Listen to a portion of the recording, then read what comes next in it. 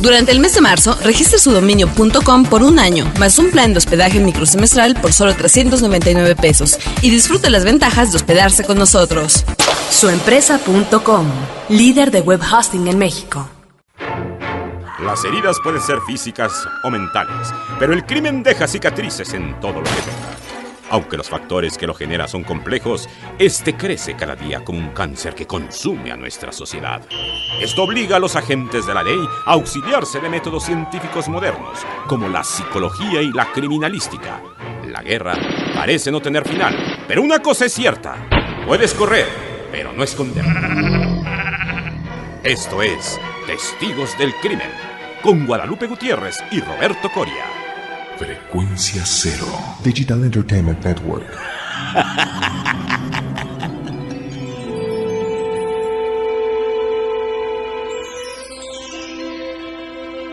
Donde quiera que se encuentren, reciban los más cordiales saludos. Nos encontramos en una nueva emisión de Testigos del Crimen. Estoy al lado de Guadalupe Gutiérrez. ¿Cómo estás, Lupita? ¿Qué tal? Muy bien, Roberto Coria. Pues encantada de estar aquí y qué bueno que estás por acá. Así es, estoy de regreso, el extraño regreso de Roberto Coria. Ya les platicaremos en su momento a qué se debió mi ausencia. Pero mientras tanto, quiero agradecerle a nuestro querido productor Abel Cobos y a Paulina Villavicencio que se encuentran en la asistencia técnica. Muchísimas gracias, chicos. Y agradecer a todos ustedes sus comentarios y sus sugerencias. Por supuesto, bueno, fíjate que tenemos en el tintero varios, ya van así como no sé cuántos correos acerca de las poquianchis, y además otro que nos han pedido desde hace tiempo, que es acerca de Dexter, que es una serie televisiva acerca de un asesino serial, que es muy interesante. A mí en lo personal cuando lo empecé a ver, me encantó, la verdad, que es un, digamos que doble, no doble personalidad, porque siempre le encanta la sangre, pero un doble juego que hace, tanto de policía, bueno, como de experto forense hematólogo, y por otra como asesino serial. Entonces, digan que avance un poquito más en la antena de cable, para que podamos empapar nosotros tantos de los capítulos de Dexter, y lo tendremos por acá. Así es, un personaje muy interesante que, por cierto, proviene de una serie de novelas. Ya platicaremos más sobre ello en su momento. Y también quiero agradecer un correo electrónico de Pilar Moreno. Hola, Pili, mucho gusto, gracias por escribirnos. Y efectivamente, ella nos hace una nota en relación al programa que dedicamos a los internos del asilo Arkham. Grant Morrison nombró este popular asilo psiquiátrico en relación a la obra de H.P. Lovecraft, completamente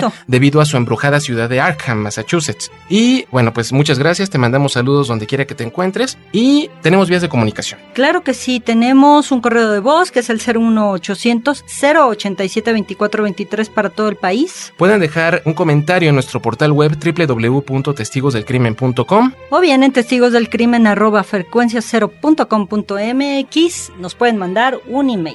Y fíjate, Guadalupe, que hay muchas noticias esta semana. Esta semana ha bullido de información. Sí, no, bueno, han sido las actualizaciones, las últimas sentencias de los acusados que hemos platicado por acá. Y tenemos, bueno, la de importación y exportación nacional, nuestra famosa Juana Barraza, la Mataviejitas. Muy en relación con el programa que tú nos ofreciste, la conferencia en este coloquio, en este congreso. Ella, el pasado 31 de marzo del 2008, fue condenada a 759 años de cárcel por el juez 67 penal. Creo yo, una sentencia justa. Obviamente no va a alcanzar a purgar todo este tiempo en la cárcel. Se reían los conductores del programa El Hueso, que pueden escuchar por W Radio, y conste que no nos patrocinan, son muy divertidos. No, un programa son fantásticos, de crítica política. Sí. Se reían y decían: Juana Barraza Samperio se burla de la sentencia que dio la Procuraduría porque jamás va a alcanzar a cumplir, les va a quedar a deber como 700 años. Y decía, y llegado el momento, cuando ella envejezca, se va a matar así sola. Porque ella va a ser viejita. Sí, por supuesto. Muy divertido. Pero bueno, Juana Barraza Samperio recibió todo el peso de la ley por 16 homicidios y por 12 robos en contra de adultos de la tercera edad, mujeres concretamente. Pueden escuchar más sobre ella en nuestro programa número 4. El número 3. Tú te lo sabes mejor. Número 3, el número 12 y el anterior a este. Exactamente, pueden obtener más información sobre ello. Y el caso obviamente está cerrado, aunque Juana Barraza todavía tiene algunos recursos de apelación. Está pendiente ver qué es lo que sucede, si ella va a hacer algún movimiento legal para interponer alguna demanda en torno a esta sentencia. Pero bueno, otra noticia también interesante, Guadalupe, es que en Canadá el caso de Robert Picton, el famoso asesino de la granja de cerdos. El hombre también acaba de ser sentenciado a cadena perpetua por todos los delitos que cometió en este terrible caso de homicidios. Sí, hemos de recordar que, bueno, él tenía su granja de cerdos, pero además su granja de muerte en donde abusaba de prostitutas, de otras chicas que invitaba, etcétera, y terminaba obviamente violándolas, matándolas, descuartizándolas y, bueno, revolviendo y regándolas por toda su granja, ¿no? Para obtener más información pueden consultar el programa de Testigos del Crimen dedicado a este hecho. Y por otra parte, acaba de terminar la segunda temporada de la serie Héroes, una de nuestras favoritas. Sí, claro, y yo no he visto el último, por favor no me lo digan, no me cuenten. Lo que pueden saber en cualquier recurso de internet es que Sylar tiene la última línea de la temporada, I Am Back. Y obviamente esta se retomará en la tercera temporada de la misma, Villanos. Ajá. Y pues estaremos muy atentos a todo esto. Sí, la verdad es que, bueno, yo estoy esperando a que lo repitan. Y si no, pues ya después la veré. Para no perderme la tercera, así es que estaremos a la espera, así como estamos esperando a Batman y otros tantos. Bueno, seguiremos a la espera. Y mientras tanto, Guadalupe, no sé si se han dado cuenta, estamos en el mes del niño, estamos en el mes de abril. Claro, en el de la inocencia, el de la ternura, en los de la cara sucia, como muchos les llaman. Ya en algún momento hemos dedicado un programa a la infancia como territorio del horror, la infancia como territorio de la criminalidad. Y el día de hoy tratamos a un joven que, bueno, muchas de sus obsesiones se fijaron en su más tierna infancia. Y es un chico que pasó a la historia de la manera más infame posible. Se trata de Graham Young, el famoso envenenador de Inglaterra. En efecto, él se fue profundizando, especializando desde muy temprana edad acerca de la materia de química, ¿no? Todo lo que las pociones, todo lo que una sustancia junto con otra podía llegar a ocasionar al cuerpo, a la piel, al organismo, cuáles podían causar qué efectos de envenenamiento, etcétera. Y desde aquí precisamente es donde lo queremos, digamos que profundizar y abarcar este episodio, porque se supone que los venenos es más como que un área para asesinar de las mujeres, por una parte más discreta. Sí. Que es una cosa que llama la atención porque este chico de verdad se clavó tal cual en el asunto de la química y las pociones sobre todo.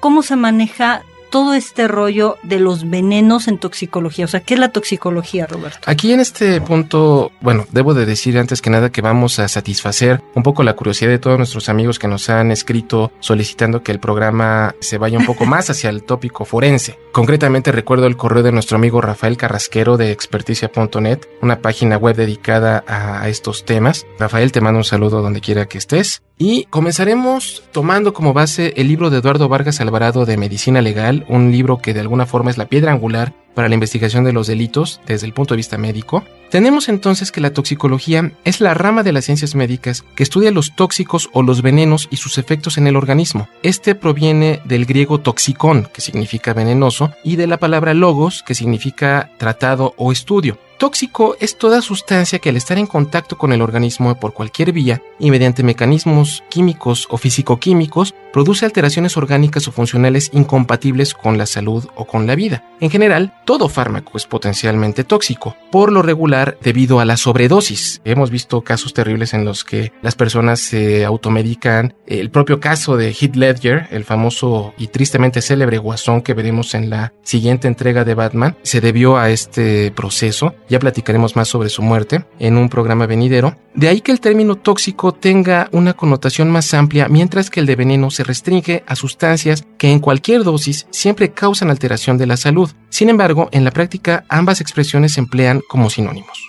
De acuerdo a su origen, los tóxicos se distinguen en las siguientes variedades. Número 1, vegetales, como pueden ser los alcaloides del opio, la cocaína, la marihuana, la atropina, la nicotina, etc. El cigarro, todos sabemos que tiene un enorme potencial adictivo. Y bueno, ahorita muy reciente la aprobación de la ley en contra del tabaco aquí en la Ciudad de México, es por algo. El segundo grupo de venenos son los minerales, como pueden ser el arsénico, el plomo, el mercurio, el talio, entre otros. Un tercer grupo de venenos se encuentran los animales, como pueden ser los venenos de serpiente, la cantaridina, el veneno del famoso pez globo japonés, que es demasiado tóxico, etc. Los venenos sintéticos serán el cuarto grupo y final, que son los barbitúricos, los psicotrópicos y los plaguicidas. Bueno, estos son de los que se pueden conseguir inclusive en cualquier lugar y empezar a ponerle en la comida a alguien. A veces, como el sabor puede ser un poquito más amargo, etcétera, se disfraza con algo dulce y es cuando las personas empiezan a ingerirla o están haciendo que la otra persona la ingiera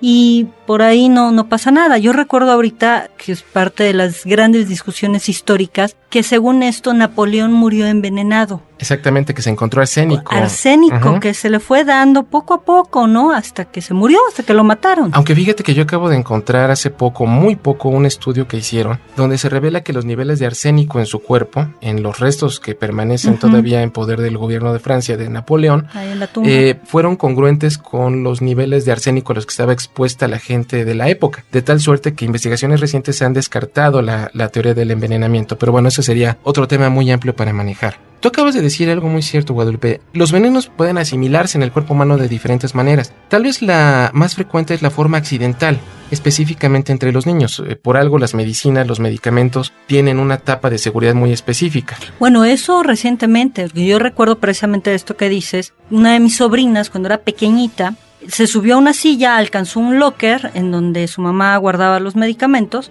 y lo abrió y como lo vio de colores, pudo abrir el frasco y empezárselos a tomar. Afortunadamente, la mamá se dio cuenta a tiempo, agarró a su niña y se fue corriendo con mi sobrina al médico, lavado de estómago. Afortunadamente llevaba como 3 pastillas, pero estaba pequeñita, tendría yo creo como 2 años. Y fíjate que esto es muy relevante debido a que en la década de los 70, 80, ya lo trataremos en un programa futuro, el famoso envenenador del Tylenol en California. Sí. Un caso que propició un cambio y una modificación en todas las leyes en torno al empaquetado. De medicamentos, pero bueno, esa es otra historia. Otra forma de envenenarse puede ser debido a los alimentos, por comida contaminada. No porque nos hayan puesto algo en el alimento, sino porque la comida se ha descompuesto y ha derivado en compuestos que pueden ser dañinos para la salud. Otra forma de envenenamiento es la hídrica, es decir, por aguas contaminadas como el arsenicismo endémico en zonas donde la tierra contiene un elevado porcentaje de arsénico que se difunde por medio del agua. Y que ahorita tenemos un caso en México, bueno, hace algunas semanas se habló de un pequeño que precisamente que vivía cerca de aguas contaminadas, fue a dar al hospital, la grabó y hasta que falleció, ¿no? Y era por toda esta cuestión de arsénico. Terrible. Otra forma de envenenamiento es la suicida, que ha alcanzado proporciones alarmantes, sobre todo entre los jóvenes. Eso ya podría ser otro tema para discutir, el suicidio entre los jóvenes, que bueno, fíjate, en este breve tiempo cuántos temas hemos sacado. Tenemos la forma homicida, que es poco frecuente en la actualidad, aunque como tú dices, es una de las preferidas por las mujeres. Las mujeres no suelen utilizar armas de fuego o armas blancas para matar al marido. No, utilizan las viudas venenos. negras Sí. Es uno de sus favoritos, en efecto. Pueden remitirse a nuestro programa dedicado a las viudas negras. Pero bueno, por lo general, en este caso el envenenador aprovecha que la víctima se encuentra en estado de ebriedad para hacerle ingerir el tóxico mezclado con alimentos sólidos o bebidos, que es el caso de los cuates que van al antro, van a la discoteca, una chava maravillosamente bella les hace ojitos, se acerca con ellos, les proponen que vayan a algún lugar, por lo regular es la casa del sujeto, se toman una cuba, se toman una cerveza y el tipo despierta la mañana siguiente sin acordarse de nada, y esto es porque esta chica realmente era una ladronzuela, una Vivales, que le puso algo en la bebida, lo dejó noqueado y le ha robado dinero en efectivo, las tarjetas de crédito, el coche, enseres electrodomésticos, etcétera, etcétera, todo. etcétera. Fíjate que eso, igual tenemos un ejemplo aquí en México, lamentablemente, la banda que fue detenida el año pasado y que todavía está en investigación y que siguen tras la búsqueda de otras tantas, que son la de las goteras. Sí, y no les voy a decir con qué narcotizaban a sus víctimas. De hecho, fíjate, la aprehensión de esta banda se hizo en la Fiscalía Tlalpan. Yo tuve orgullosamente que ver en la investigación, pero bueno, nuevamente esa es otra historia. Muy bien, en las transformaciones que los tóxicos experimentan en el organismo humano pueden encontrarse 3 etapas fundamentales. Número 1, la absorción, es decir, el tóxico se pone en contacto con el organismo a través de las siguientes vías, que pueden ser vía cutánea. Los tóxicos, como los insecticidas, organofosforados, penetran a través de la piel íntegra. Hay muchos compuestos que pueden ser asimilados a través de la piel. También pueden ser las tinturas, los solventes de grasa cutánea, etc. Número 2, la vía digestiva. La mayor parte de las intoxicaciones accidentales y suicidas se deben a la ingestión del tóxico. Hemos visto una docena de películas en las cuales chicas suicidas se sirven un tazón de helado y se echan ahí toda una sobredosis de medicamentos. No les queremos dar ideas. Aparte de esta condición de puerta de entrada, hay tóxicos que, como los cianuros, se absorben en el nivel de la boca misma. El alcohol, los alcaloides, los hidrocarburos clorinados en medio oleoso lo hacen a través de la mucosa gástrica. En el intestino delgado se absorben la mayoría de los tóxicos y en la mucosa rectal el ácido sulfídrico. Pueden asimilarse también de manera respiratoria. La puerta de entrada ideal para gases, para tóxicos, volátiles, para sólidos finamente divididos, líquidos atomizados, etc. Una manera suicida en cierta forma común es que la persona bloquea el escape de su coche y el monóxido de carbono inunda completamente el interior del mismo y provoca la muerte en la persona. Otra forma es la conjuntival, esto es para la atropina, la cocaína, los cianuros. Otra forma, la parenteral, en sus variedades subcutánea, intramuscular, endovenosa, etc. Ejemplos son las flechas impregnadas de veneno en su punta, las picaduras, las mordeduras de animales, ponzoñosos, etc. Y finalmente, la tercera etapa es la fijación y la transformación. Una vez que el tóxico se ha absorbido, el organismo trata de fijarlo y transformarlo en sustancias menos tóxicas. La mayor parte de los tóxicos ingeridos se fija en el hígado. Los digitálicos lo hacen en el músculo del corazón, los barbitúricos anestésicos generalmente en el cerebro, el benceno en la médula ósea, etc. Y finalmente, la eliminación. Por último, el tóxico o los productos de su transformación se eliminan del organismo a través de alguna de las vías, ya sea renal, respiratoria, intestinal, etc., etc. Esto es un muy breve resumen, aunque parece bastante largo, acerca de los venenos, pero pueden obtener más información en el libro de Eduardo Vargas Alvarado, Medicina Legal, que citamos en un inicio. Pero además, fíjate, una parte, de todo esto es saber cómo se maneja la toxicología, cómo se manejan las sustancias. Creo que también tiene un contenido simbólico muy interesante desde una perspectiva psicológica, porque, bueno, si es la mujer que lo está utilizando para envenenar y matar a alguien más, bueno, hay una parte fría, hay una parte además de proximidad, porque hay un supuesto de cuidado, de atención hacia la otra persona, ¿no? Y esto es una de las cosas interesantes, pero también todo lo que un tóxico puede llegar a hacer, puede llegar a eliminar a la persona, puede llegar a matarla de una forma rápida, ya sea porque alguien se lo está dando a ingerir o porque esa misma persona lo está ingiriendo por X motivo, ya sea accidental, que es a veces los accidentales, se les va la onda, hay una sobredosis o lo que sea. Hay una cosa interesante, a veces son suicidios velados. Ancianos que se les olvida que ya tomaron el medicamento o que están confundiendo las botellas y en lugar de tomar el agua, el refresco, lo que sea, están ingiriendo también alguna otra cuestión. Por eso se les dice muchas veces a la señora que en envases de refrescos, comidas, etcétera, jamás ponga nada que sea para la limpieza, porque el pequeño va y lo toma. Lo terrible es todo el daño que causa internamente, porque se ve nada más la ingestión, pero todo lo que puede causar es cambio de coloración a veces de piel, todo lo que puede ir destrozando, quemando, abrazando por dentro, todos los intestinos, el organismo, etcétera. Esto es algo muy duro y es demasiado violento y agresivo hacia el propio cuerpo. Entonces, muchas personas que deciden matarse o matar a alguien por esta vía, está haciendo pasivamente con una agresión, una violencia brutal, ¿no? Que es una de las cosas significativas en esto. Y es precisamente el caso que trataremos el día de hoy, pero después de este pequeño breviario sobre venenos, ¿qué les parece si regresamos de la pausa para platicar del protagonista de nuestra historia? Si quieres descubrir al asesino, quédate con los testigos del crimen. Porque nuestros oídos están hambrientos de música auténtica. Rebelión, un podcast de Frecuencia Cero contra la música de plástico. www.frecuenciacero.com.mx. Hola, soy Roberto Coria de Testigos del Crimen y me complace invitarte a mi obra de teatro El hombre que fue Drácula, que a petición del público tendrá 8 últimas funciones a partir del sábado 29 de marzo a las 12:30 horas en el Teatro Juan Ruiz del Alarcón del Centro Cultural Universitario. Más información en www.testigosdelcrimen.com o en www.teatro.unam.mx. En el séptimo arte, la crítica está a cargo de Carlos del Río y Roberto Ortiz en Cinemanet, un podcast de Frecuencia Cero, porque el cine también se disfruta con los oídos. www.frecuenciacero.com.mx. Continúa descubriendo pistas con los testigos del crimen.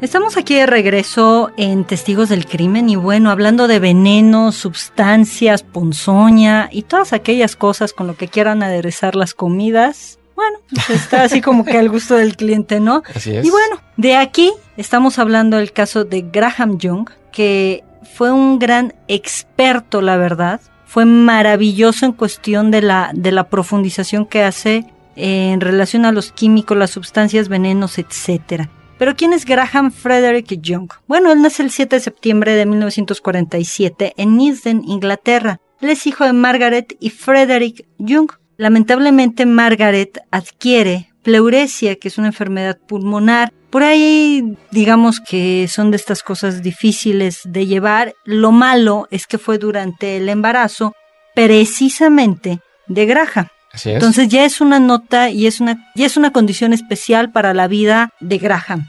Muere esta mujer, la madre de Graham, de tuberculosis, a los 3 meses de nacido de su hijo. El pequeño Graham. Fred, la verdad, el papá está devastado, está triste, siente mucho la pérdida de su esposa. Y su hermana mayor, que es Winifred, también en ese tiempo la hermanita tenía 8 años. Y el papá, bueno, pues se le cierra el mundo. La verdad está muy en su dolor y aquí es cuando separa a su hermana y a él lo manda a vivir con su tía Winnie y su esposo Jack, quien se vuelve, bueno, alguien sumamente importante y trascendente en la vida de Graham. Digamos que es, no sé, la familia que no pudo tener directamente papá y mamá, pero la tienen el tío y en la tía, y esto es un dato muy relevante para su historia. Y su hermanita Winifred, bueno, pues se hace muy cercana de su abuela, porque ella es quien la cuida, ¿no? A los 2 años, Fred Young vuelve a casarse con una mujer llamada Molly, y la familia, para este entonces, pues ya se reúne para vivir juntos nuevamente en la parte norte de Londres.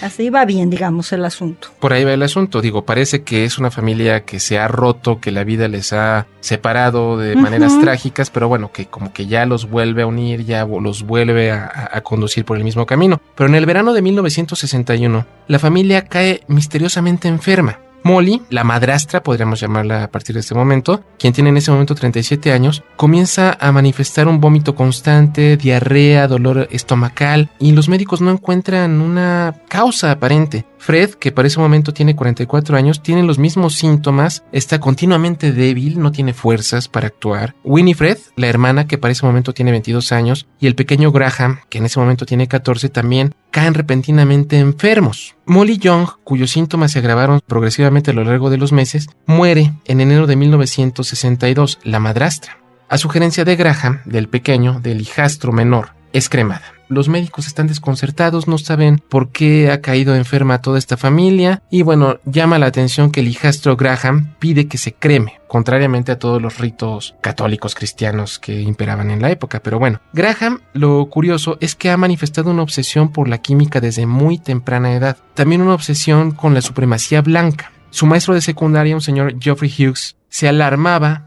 porque él era muy obsesivo en su afición por la química y por sus lecturas. De hecho, él se la pasaba, su pasatiempo era dibujar muertos y escribiendo ensayos sobre envenenadores famosos. Sí, como el Dr. Crippen. Exactamente. Que fue su gran ídolo, como ¿no? que su mentor, así como que la figura de culto para él. Sí. Entonces, el maestro le manifiesta estas dudas, estas inquietudes a su padre de Graham. Graham es confrontado por el señor Frederick y aunado a que en este momento su tía Winnie sospecha también de él. Es llevado a un psiquiatra, el psiquiatra descubre todos sus demonios internos y es así como el psiquiatra decide dar aviso a la policía. Dice, este chavito no está bien, ya ha cometido muchas fechorías y no puedo permitir que siga adelante. En efecto, ¿no? Y bueno, con todo esto, es arrestado el 23 de mayo de 1963. Aquí confiesa sus intenciones de envenenar a su madrastra, al papá, a la hermana y a un compañero de la escuela, ¿no? Que además, pues como que no le simpatizaba mucho, que digamos. Y vale la pena decir que él utilizaba talio. ¿Qué es el talio? Es un metal suave, blanco, que se oscurece al exponerse al aire debido a la formación de óxido talioso y desde el punto de vista médico-legal tiene especial interés el acetato y el sulfato de talio. Ambos o ambas son sales solubles, incoloras, casi insípidas, que por esta última característica pueden administrarse con propósitos homicidas en comidas o bebidas. Es decir, él estaba muy consciente de todos los malestares, de todas las consecuencias que ocasionaba el administrar continuamente talio a sus víctimas y él sabía que ellas jamás se iban a dar cuenta porque este sulfato de talio es insípido e incoloro, de tal suerte que pasaba completamente inadvertido en los alimentos. En efecto, ¿no? Y bueno, con precisamente le deposita una dosis fatal a su madrastra Molly, que bueno, era como una relación muy ambivalente, que esto también es parte de lo interesante respecto a su historia, en donde tiene una relación curiosamente muy cercana con ella. Sin embargo, dice odiarla profundamente. Dices, bueno, esto es completamente loco y desquiciado. ¿Cómo puede estar tan cercano a ella y odiarla tanto? Es que ella era la usurpadora, ¿no? En efecto. Aunque suene a título de telenovela. Y sí hay, en efecto, sí hubo una novela. De veras, sí es cierto, sí hay una. Claro, por sí, supuesto. Para todos los que la vieron, yo la verdad no, pero sí he oído los títulos. Aquí hay una cosa interesante. Él se queda, hace un poco de análisis de qué pasa con el chico Graham, ¿no? Se enferma la mamá cuando él está en gestación, nace a los 3 meses de su nacimiento, la mamá fallece, toda la familia cae en una depresión, en una tristeza, una ruptura total y profunda, ¿no? De objetos buenos adquiere a la tía y al tío, a la tía Winnie y al tío Jack. Entonces de aquí hay una cosa buena y favorable, pero regresa a una familia nueva en donde la mamá es postiza, la mamá es de mentiritas, porque no es su mamá. Y aquí hay un fenómeno interesante. Hay muchos hijos que cuando quedan huérfanos en edades muy tempranas, y hablo menores de 1 año y medio, sobre todo por la muerte de la madre más que del padre, se sienten inconscientemente culpables. Deben decir, ay, ya veo los comentarios, esperemos que sí, de no. ¿Cómo crees? No, los comentarios del público, ¿no? Ya. Y de los escuchas, de ¿cómo crees que a los 6 meses iba a saber que la mamá murió y él se va a sentir o ella se va a sentir culpable? Pues sí, en efecto, la separación con la madre es algo primordial durante el primer año, y si esta es definitiva porque la mamá no va a regresar y esto no ha sido bien manejado y bien llevado, es una parte en donde se puede desarrollar ciertos trastornos muy primitivos, como la psicosis, como esta falla de contacto con realidad, y en donde tenemos una edad que necesitamos a mamá para que nos dé cariño, cuidado, amor, afecto, alimentación, etcétera.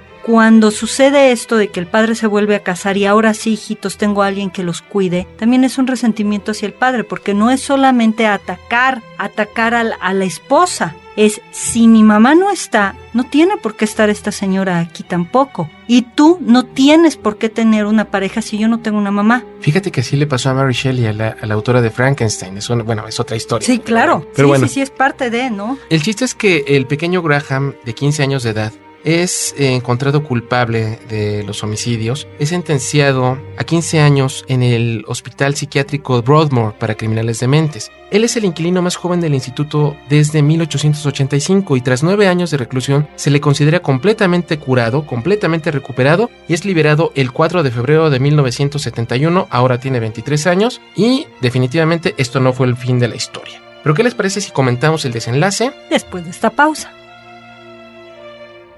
Si quieres descubrir al asesino, quédate con los testigos del crimen. Ahora, diseñar y hospedar su página web será cosa de niños. En tan solo 5 pasos, hágalo usted mismo sin ser un experto en Internet. Ingrese a suempresa.com y active ahora mismo su plan. Suempresa.com, líder de web hosting en México. Si eres de los que disfruta el vino, pero no quieres preocuparte por sus complejidades, no te pierdas a Juan Sotres en Vino para Principiantes, el podcast de Frecuencia Cero. www.vinoparaprincipiantes.com. Porque todo lo demás es solo comentario. En la historia.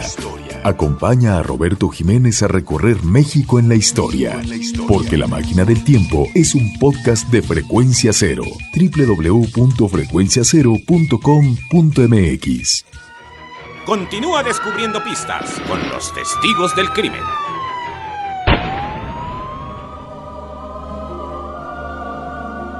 Regresamos a Testigos del Crimen, donde platicamos acerca de venenos y concretamente sobre el caso de Graham Frederick Young. Y así tenemos que el 4 de febrero de 1971, a los 23 años de edad, Graham Young es liberado, sale de prisión. Entonces consigue un trabajo en un depósito de artículos fotográficos llamado Bovingdon, cerca de la casa de su hermana. Sus compañeros sabían de su internamiento en Broadmoor, pero desconocían que era un envenenador, o sea, los antecedentes quedaron sellados completamente. Curiosamente, el gerente Bob Eagle, de 60 años de edad, y el supervisor Fred Biggs, de 40, caen de repente enfermos. Entonces, Fred muere el 19 de noviembre de 1971. Hay un terror en la compañía por un germen misterioso, no saben de qué se trata, piensan que es a causa de los químicos con los cuales trabajan y no encuentran una causa aparente. Le llaman el bicho de Bovingdon. La cuestión es que Graham los odia, ha desarrollado una adversión profunda en contra de ellos y les sirve un té con una mezcla de talio y antimonio. ¿Qué es el antimonio? Es un elemento químico tóxico. Si quieren ver su tabla periódica, chicos, es el número atómico 51, está situado en el grupo 15 de esta tabla periódica. El símbolo es Sb. Es un sólido cristalino, fundible, quebradizo, blanco, plateado, que presenta una conductividad eléctrica y térmica baja y se evapora a bajas temperaturas. Pero bueno, un colega de Young se entera de su afición por la química y acude a la policía. Y es así como se descubren sus antecedentes criminales. Pero fíjate, esto es parte de lo que estábamos platicando hace rato, de que sí, él agrede a Molly, la madrastra, como una forma de quitarla del camino, de decir, esta no es mi mamá, no la quiero.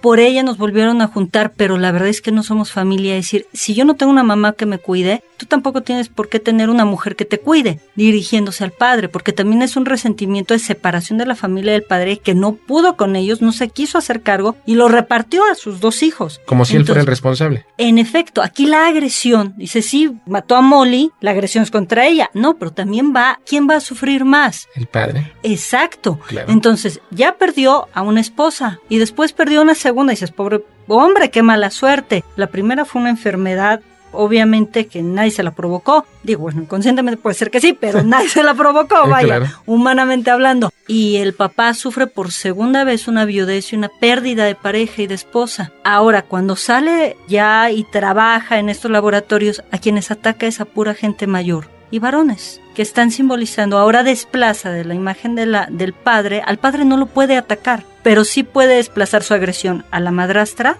a la esposa del papá, y la desplaza hacia estas figuras que son autoridad, que son personas mayores, etcétera, y los envenena. Claro, matando simbólicamente al padre. Proyecta al padre en ellos. En efecto. Interesante. Bueno, Graham es nuevamente arrestado el 12 de noviembre de 1971 en Kent, mientras visitaba a su tía Winnie y a su padre, curiosamente, y las autoridades encuentran talio y antimonio en su bolso y en su departamento. Y lo más curioso de todo, él llevaba un diario detallado donde hacía sus investigaciones sobre los venenos, hacía los recuentos de las cantidades que secretamente administraba a sus víctimas, y obviamente con esto las autoridades tienen material suficiente para entablar un juicio en contra de él. Este juicio inicia el 19 de junio de 1972, dura 10 días, se vuelve un circo de medios de comunicación. Le llaman los tabloides el envenenador del té, y ya ves que allá en Inglaterra no se da esto de los tabloides. Ni del té. No, ni del té, por supuesto. Es encontrado culpable de los homicidios de Eagle y de Biggs, y de intento de homicidio en contra de otros empleados, y es sentenciado a cadena perpetua. Y bueno, aquí, digo, ya llevándolo a donde tenía que estar, ¿verdad? Pues cómo no conocer a otros colegas, amigos, compañeros, y entre esos, bueno, pues conoce a Ian Brady. El famoso asesino de los páramos. En efecto, para mayor información, escuchen el episodio 116, aquí en esta prisión de Parkhush. Lo conoce, platican y todo, y bueno, Ian Brady dice que es difícil no sentir simpatía por Graham Young, porque además comulgan en sus ideas racistas. Que hasta parece como un crossover que acaba de pasar en la historia que realizaste, sí. o estos crossovers que hacemos con Cinemanet, que por cierto, Carlos del Río y Roberto Ortiz, gusto en saludarlos, están allá afuera del cristal esperando que nos vayamos de aquí para poder ellos entrar a grabar Cinemanet. Pero bueno, así concluye la historia. Young muere en su celda el 1 de agosto de 1990 de un aparente paro cardíaco, aunque las causas reales jamás han sido establecidas. Él tenía 42 años en ese momento. Que era bastante joven, y por ahí se especula, ¿no? La historia de que a lo mejor se envenenó a sí mismo durante toda esta afán, afición, etcétera. Y para alguien que era especialista en química, podía sacar cualquier sustancia de cualquier lado, desde el jabón hasta el plástico del cepillo de dientes o cualquier otra cosa de raspar los barrotes, no sé, las paredes, Algún en fin, óxido, algo así. lo que sea. Entonces se plantea como un posible suicidio de un envenenador que terminó envenenándose. Pues esa fue la historia de Graham Frederick Young, un criminal cuya afición homicida comenzó desde la más temprana edad en relación con el mes del niño. Ya dedicaremos en futuras emisiones otros programas a estos temas, pero ha llegado el momento de despedirnos. Claro que sí, bueno, pues con la ferviente invitación que nos sigan escuchando, que cuiden muy bien lo que toman, ¿verdad? De repente hay que tener cuidado, no para generar ideas paranoicas, ni delirios, ni nada por el estilo, pero hay que saber a quién decirle sí y a quién no, ¿verdad? Así que cuando les ofrezcan algo. Así que cuando se pelee usted con su novia y le sirva un delicioso té o un caldito de pollo, pregúntese, señor, ¿está bien lo que estoy consumiendo? ¿Está bien sazonado? Nos despedimos por ahora. Estuvimos con ustedes Guadalupe Gutiérrez y Roberto Coria, testigos del crimen. Esto fue